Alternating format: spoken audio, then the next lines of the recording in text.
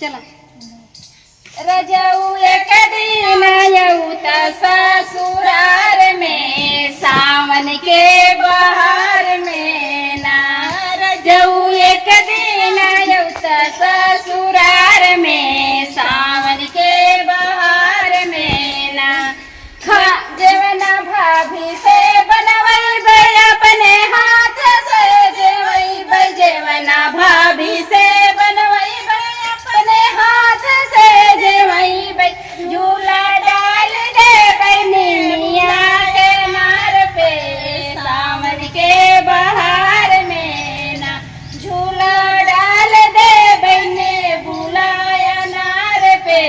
सावन के बहार में ना रजऊ एक दिन